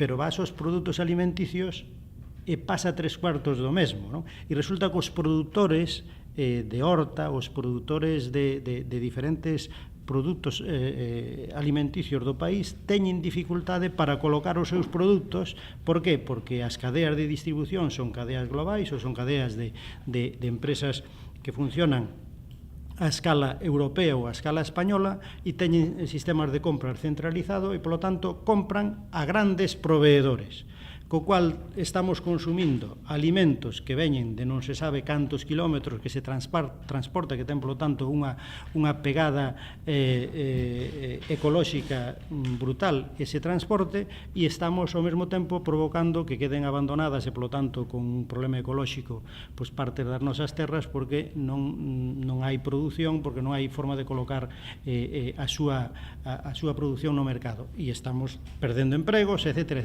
Polo tanto, quero dicir con isto que para as persoas que nos están vendo, eu creo que é moi importante tamén pensar a economía circular no concreto. En un país como o noso, pensar en economía circular tamén é pensar en ir cara a modelos e favorecer modelos de consumo de proximidade. En eso tamén a administración ten moito que facer, tanto a administración autonómica, a Xunta de Galicia, como os concellos, pois favorecendo espacios para a venta de produtos ecolóxicos de proximidade. Hoxe hai moitas cidades onde realmente os mercados e as prazas están achicadas, están prácticamente limitadas, e ademais non hai tampouco cultura de consumo dese tipo, senón que estamos moi habituados ás grandes superficies das grandes cadeas, etc. Pois eu creo que aí, niso, de novo, a administración ten moito que facer favorecendo os espacios e os mercados de consumos de proximidade e, se acaso, poñendo limitacións e dificultades justamente a ese modelo de distribución que é ecolóxicamente pouco eficiente e que, digamos, está arrasando coa distribución, co comercio local, pero tamén ca produción local, está arrasando con ela, non? Entón, a economía circular para nós tamén significa, ou pode significar iso, reforzar a capacidade productiva local e, ademais, de produción e consumo de produtos de calidade. Quería dar un ejemplo de eso, porque, bueno, de lo que estamos haciendo relacionado a lo que dijo Javier. La lonja Campelo, que tiene 400 mariscadoras que recogen el alga desde junio a octubre para que no les mate el marisco. Digamos, todas esas algas, porque no había lugar de gestión, se estaban tirando en el monte, y claro, Ecocelta está a unos 45 kilómetros de ese lugar de producción y pueden venir por el transporte, entonces se están gestionando esas algas. Pero otro ejemplo de economía circular interesante es lo de los restos de comedor de PCA, de Citroën, que claro, son cosas que no salen a la luz, que no se saben, pero se están gestionando y se está haciendo un compost con todos los restos del comedor, que bueno, ahora se quiere introducir Inditex, hacer lo mismo, pero con ese material del resto del comedor se hizo un material a través de la innovación de la investigación y se hizo compost urbano, que salió registrado hace 2 meses en Madrid. Se registró como compost urbano, que va a las huertas urbanas que ahora se están poniendo de moda. Entonces, al final del reciclaje de los restos de comedor, un compost, y el compost va a la huerta. Entonces, al final también eso es interesante. Y nada, el modelo sería una planta comarcal. Nosotros somos pequeñitos, para 10.000 toneladas. Hay plantas muy grandes, ¿no? Y sabemos todos que llegan casi hasta 100.000 o 1 millón de toneladas. Pero nuestra planta es 10.000 toneladas. Entonces, al final tenemos que gestionar como muy lejos 60 kilómetros. Porque si no, ya a partir de los 60 kilómetros el transporte empieza a ser costoso. Como veríamos reflectido o modelo de economía circular, por exemplo, en cuestións como a creación de emprego? Realmente ten algunha consecuencia unha cousa sobre a outra? Sería positivo para a creación de emprego? Imagino que aquí temos o caso, pero un poquinho, se nos podedes explicar un poquinho máis. Bueno, en Ecocelta trabajan 10 personas, ¿sí? El 50% son técnicos titulados. Es decir, somos multidisciplinares, tenemos una ingeniera forestal, una bióloga, un ingeniero industrial, y bueno, yo soy agrónomo, ¿sí? Y después gente asociada al trabajo diario, ¿no? Da trabajo a 10 personas y son estables, son puestos fijos, no son puestos temporales. En momentos de temporada de abonado y eso sí que indirectamente se crece, pero nuestra planta pequeña da 10 puestos, ¿no? Entonces, al final sí que genera muchísimo trabajo, y más cuando está orientada a plantas pequeñas. Si hacemos una sola planta grande, al final se va a tratar de automatizar lo máximo posible para eliminar personal, ¿sí? Y obviamente para ahorrar los costes de transporte de enviar residuos de 200 kilómetros o 100 kilómetros. Entonces, si a nivel de valorización de residuos cada ayuntamiento, cada comarca tiene su planta, puede generar muchísimo más trabajo que una sola planta grande. A cuestión, está claro, a idea fundamental é a seguinte: si o futuro do patrón de produción e consumo vai exixir, digamos, requerimentos e certificacións con relación á economía circular, está claro que vai haber mercados no futuro que van a estar accesibles para quen produza nesas condicións de economía circular. Como esa é a tendencia e a dirección, por eso decimos que interesa que nós sexamos dos primeiros que estamos en condicións de abastecer esos mercados exixentes con criterios de economía circular. E si estamos aí, estamos creando emprego. Hai outros ámbitos donde tamén é moi claro a potencialidade da economía circular para crear emprego. Comentábamos antes o tema da compra de novos produtos ou a reparación, prolongando a vida útil dos produtos que xa temos, non? Pensade, por exemplo, no consumo de unha familia típica galega, non? Consumo de automóviles, consumo de electrodomésticos, consumo de aparatos eléctricos, consumo de móviles, consumo de ordenadores, consumo de todo tipo de trebellos, etc. A compra desos produtos novos implica a creación de emprego nuns casos en Alemania, noutros casos en China, noutros casos na India, noutros casos polo mundo adiante. A reparación, en cambio, ten unha xeografía diferente. A reparación de todos ese tipo de produtos prodúcese, lóxicamente, en proximidade.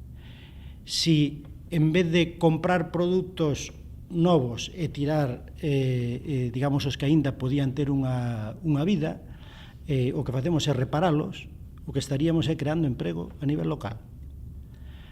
E iso, e a potencia diso é moi importante. É moi importante se pensamos en todos os produtos nos cuales a reparación pode xogar un papel grande, non?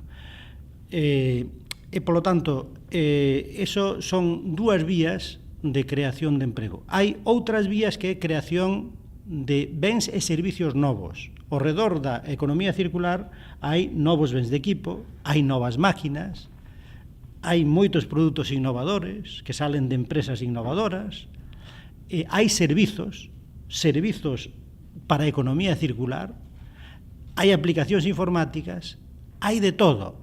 Por lo tanto, temos, digamos, na medida en que nos incorporemos a esa corrente canto antes, temos aí a potencialidade de ser líderes, polo menos en algún campo, e crear emprego e emprego de calidade en relación ou relacionado coa economía circular. Por lo tanto, eu creo que non se trata de decir aquí temos un Eldorado, ¿no?, que está aí a disposición. No, hai que traballalo. Pero hai oportunidades, hai moitas oportunidades. E cando falamos de oportunidades, eu falo de oportunidades de creación de riqueza e de emprego. Entón, eu creo que sí, en Galiza, eu creo que hai moitos campos que poden axudar nesa dirección. No que comentaba antes, con relación ao sector primario, si favorecemos, si primamos, si a regulación e o sistema fiscal favorece o consumo de bens alimenticios de calidade e producidos en proximidade, pois obviamente nós temos aí unha capacidade de recuperar empregos perdidos no sector primario que se nos foi quedando absolutamente escuálido, non, neste momento, donde temos pois máis, donde vemos que hai máis ocupados na agricultura en Murcia, nunha sola provincia en Murcia, que en toda Galicia, sendo como fomos sempre aparentemente a gran potencia agrícola e gandeira. Bueno, pois hai máis empregos no sector primario en Murcia que en toda Galicia. Bueno, pois recuperar eses empregos perdidos, ese espacio perdido con unha produción ecolóxica no sector primario e favorecendo o consumo en proximidade, pois eu creo que é outro nicho moi importante de empregos. Entón, bueno, quero dicir que poderíamos facer unha lista, pero en todo caso isto deberíamoslo facer de xeito sistemático no diseño da estrategia galega para a economía circular, donde chequeando as nosas capacidades, as nosas potencialidades, o que xa temos andado, as experiencias que xa temos en algunhas industrias, noutras, incluso en algunhas importantes, non falamos aquí. Zara, eu estuve outro día facendo unha visita a Inditex, están empezando na estrategia da economía circular, porque saben que é o futuro. E outras empresas importantes do país están tamén nesa dirección. E iso tira de outras actividades no país tamén ligadas á economía circular. Eso tamén é así, non? Entón, temos que poñer eso todo negro sobre blanco, ver as nosas capacidades e potencialidades e ver que é o que debemos empezar por promover digamos, urxentemente, con recursos e con impulso, tanto pola administración autonómica como pola administración local, non? Entón, eu creo que hai unha oportunidade moi grande, e de feito, para moitos países están vendo a economía circular como unha saída á crise. Non nos esquezamos disto. Unha das razóns polas que Europa e Alemania en particular aposta, e os países nórdicos apostan pola economía circular, é porque é unha alternativa á crise económica e á crise, sobre todo, da economía productiva que vive Europa. Hai que buscar novos modelos productivos, novas oportunidades de negocio, novos productos e novos servizos que están por explorar. Entón, iso é a cuestión. Por tanto, o que temos é que facelo en tempo, facelo a bon ritmo, facelo antes posible para que non nos, digamos, ocupen todas as iniciativas e o espacio outros, e ao final señamos simplemente consumidores de produtos da economía circular que produce quen? Alemania, Dinamarca, Suecia, Holanda, Francia, e nós acabamos consumindo os seus produtos de economía circular. Bueno, pois iso eu creo que estamos a tempo de evitarlo, porque este é un cambio en marcha, é unha revolución en marcha, e o que temos que facer é apuntarnos a ela canto antes. E por iso a velocidade, a capacidade de reacción, a inteligencia e a creatividade da administración e do mundo empresarial galego, eu creo que é moi importante.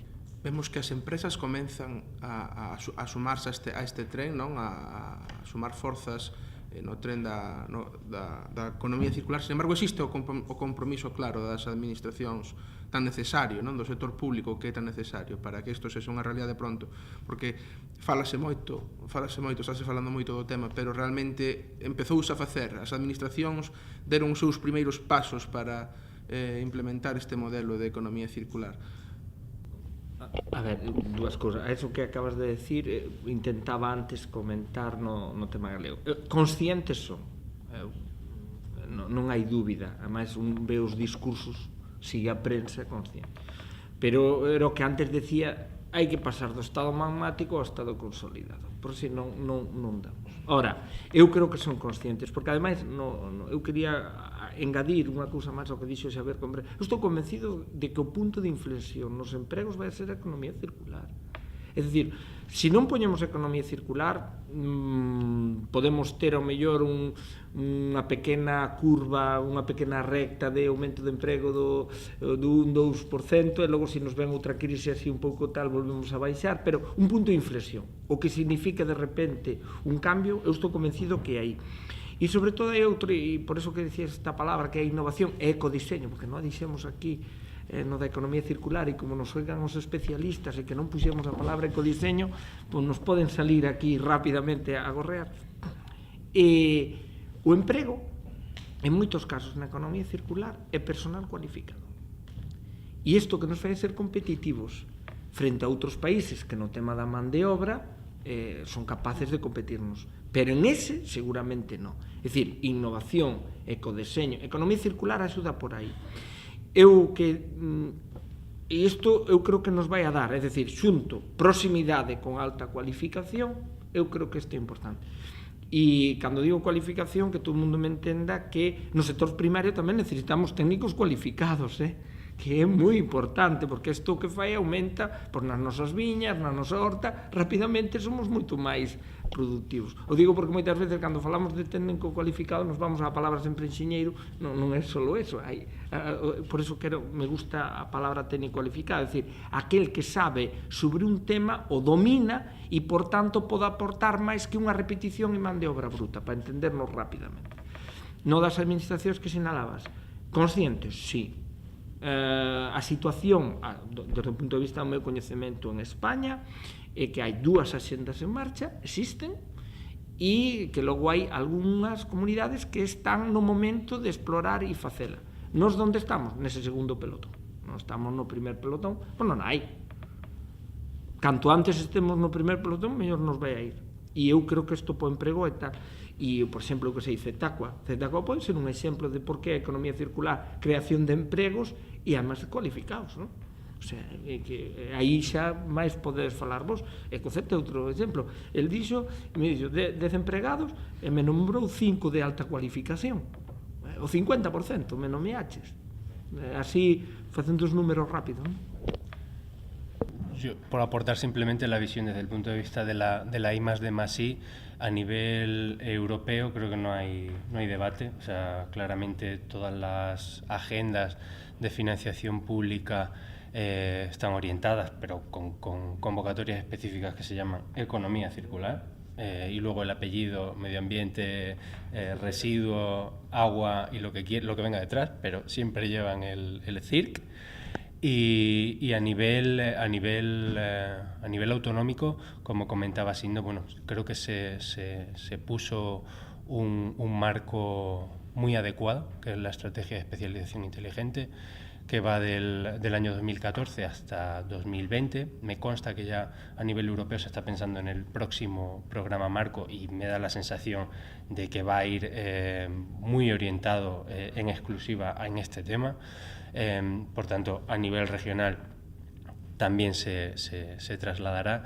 Y en el caso de Zetaqua concretamente, pues bueno, gracias también a este marco que se ha abierto a nivel regional, bueno, complementado evidentemente con otras fuentes de financiación, pero nos ha permitido ahora mismo fijar 10 empleos de alta cualificación, la mayor parte de ellos doctores, que están investigando ahora mismo en el ciclo del agua y en el medio ambiente, ya con resultados concretos de llegada a mercado de tecnología, concretamente tecnología patentada y desarrollada por la Universidad de Santiago, y que ya ha sido demostrada para poner esa primera piedra en el camino que debe ser un poco el que marque el rumbo de cara a los próximos años.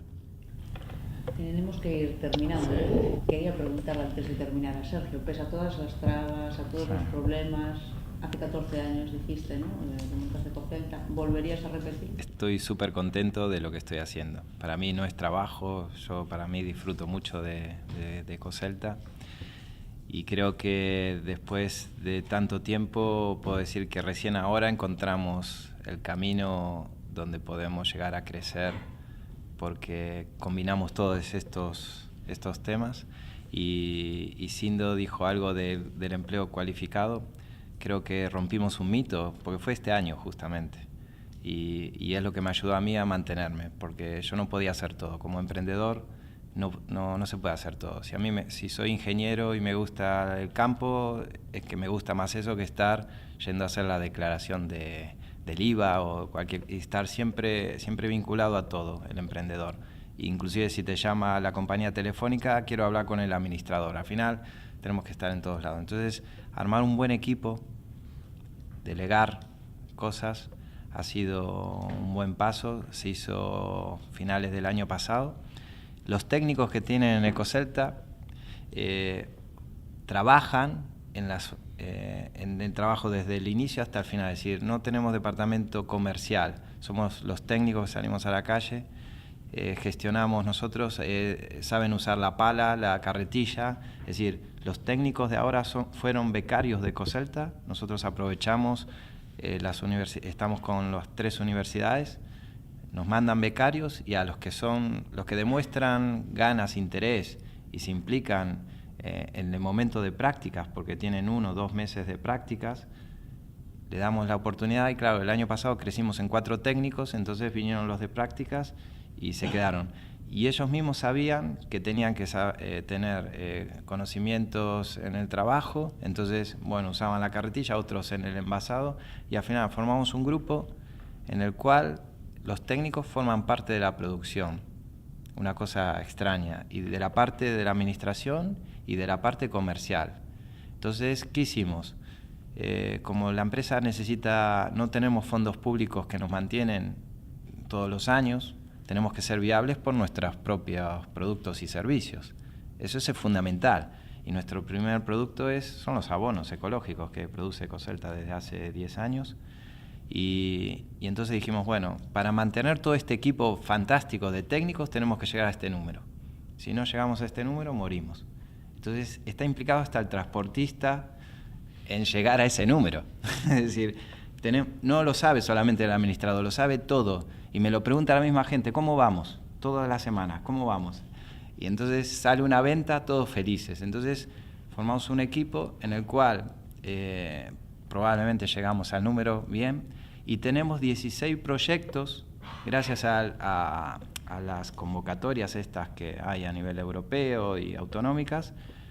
Vamos a participar en consorcios porque tenemos equipo técnico cualificado. No es una sola persona que tiene que dedicarle el 300% a la investigación. Es decir, tenemos varias personas que pueden estar en diferentes proyectos, un 30%, un 40%, que eso le va a generar a la empresa, digamos, si sale algún consorcio, un ingreso a mayores. Pero no estamos enfocados solamente a ese ingreso, porque es al revés. Muchas empresas se piensan que el I+D es para mantener la tesorería de la empresa y la financiación, que no se lo dan los bancos ni nada. O o tapar el déficit que genera la propia empresa.